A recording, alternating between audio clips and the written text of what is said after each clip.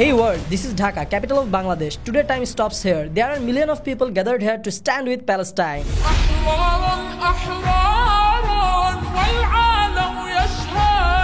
There are more than 2 billion Muslims in the world and thousands of powerful Muslim world leaders. They have decided to remain silent about this barbarity. But the devout Muslims and the common people of Bangladesh, a country of only 160 million Muslims, couldn't remain silent.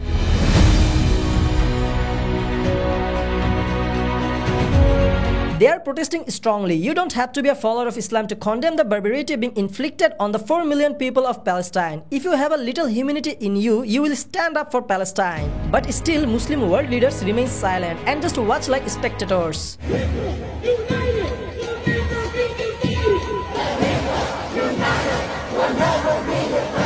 এবার একটু আমাদের দেশের মানুষের কথা বলি। আমাদের মুসলিম জনতা সহ আমাদের দেশের সকল ধর্ম বর্ণের মানুষজন আজকে একজোট হয় লং মার্চ ফর গাজার জন্য।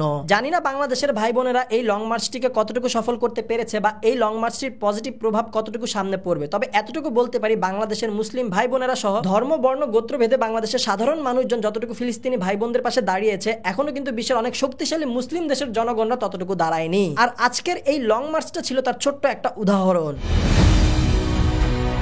শুধু লং মার্চে আসলেই হবে না, আমাদেরকে ওই সব দোকানও বয়কট করতে হবে যেই সব দোকানে ওই দেশের পণ্য রাখে এবং তারা বিক্রি করে।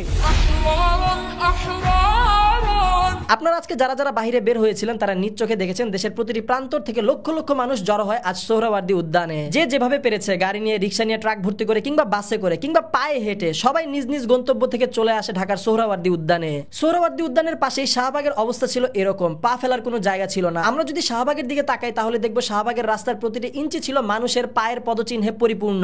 এখানে যে লক্ষ লক্ষ মানুষকে দেখছেন তাদের কিন্তু নিজস্ব কোনো চাহিদা নেই এবং আমাদের দেশের কোনো আন্দোলনেও কিন্তু তারা যোগদান করেননি। আমাদেরই মুসলিম ভাই, আমাদেরই মুসলিম বোন ফিলিস্তিনের ভাই বোনদের উপর যে নির্যাতন হচ্ছে, যে নিপীড়ন করা হচ্ছে, তাদেরকে তারই প্রতিবাদ জানাতে আজ লক্ষ লক্ষ মানুষ জমায়েত হয় ঢাকার সোহরাওয়ার্দী উদ্যান এবং তার আশপাশের অঞ্চলে। এখানে মানুষগুলো তাদের কাজকর্ম সব বাদ দিয়ে নিজেদের পরিশ্রমে এবং নিজেদের অর্থ ব্যয় করে এই আন্দোলন বা এই লং মার্চে অংশগ্রহণ করে। এই লং মার্চে অংশগ্রহণ করা প্রতিটা মানুষের হৃদয়ে একটাই চাওয়া, from river to sea Palestine will be free.